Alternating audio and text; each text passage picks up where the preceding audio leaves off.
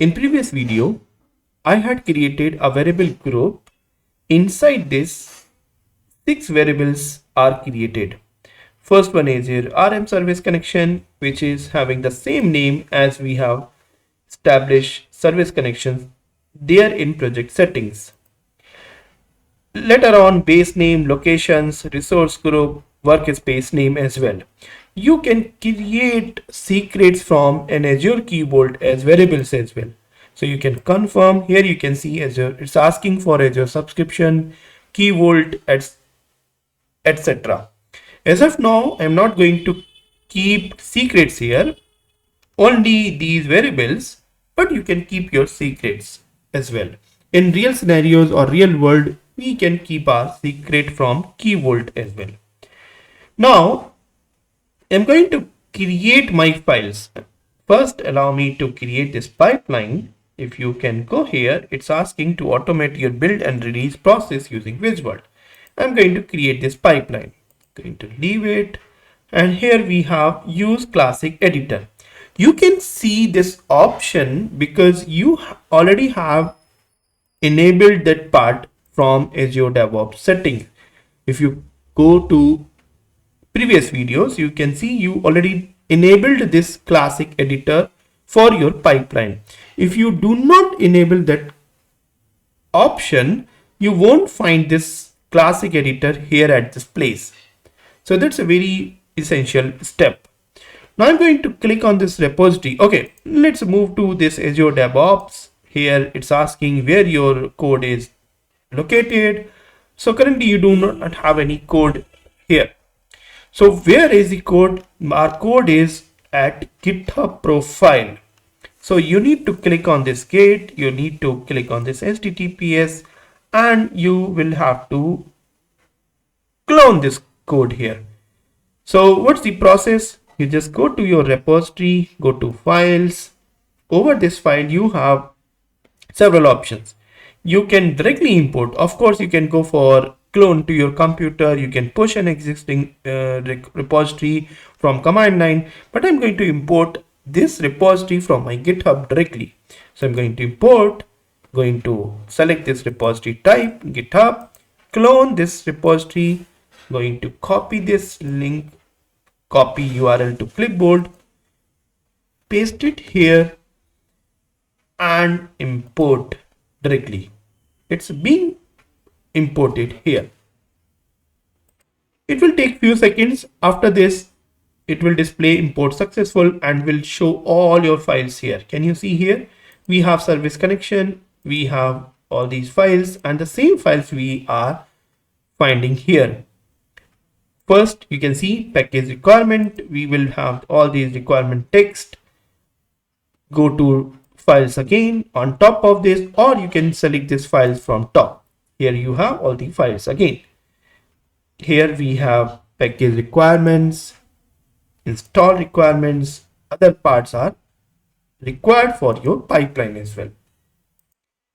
One more important things here, once you have uploaded all these files, and after some time you will be watching this video, so few versions might be outdated.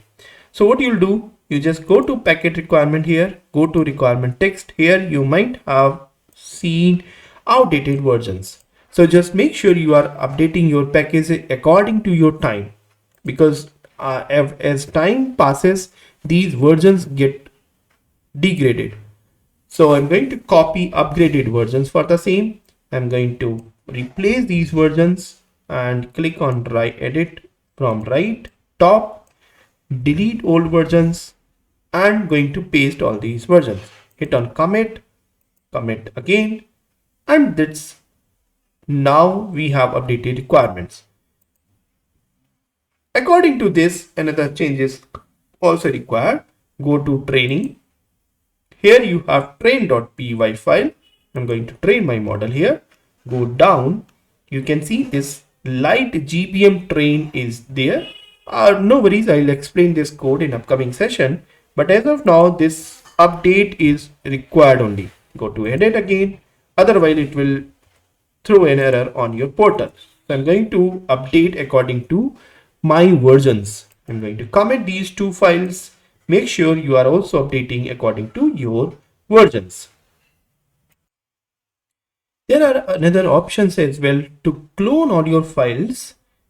I already updated this repository in my local project using this repository and file. I can clone this repository in either way. Here we have ID and I'm going to select this clone in Visual Studio Code. So the good part is you can create your infrastructure using this direct option. As a result, you will open this file here and this will open in your Visual Studio Code here. And it's eventually asking your code file. I'm going to navigate that folder, navigate this folder here, and going to select this as a repository.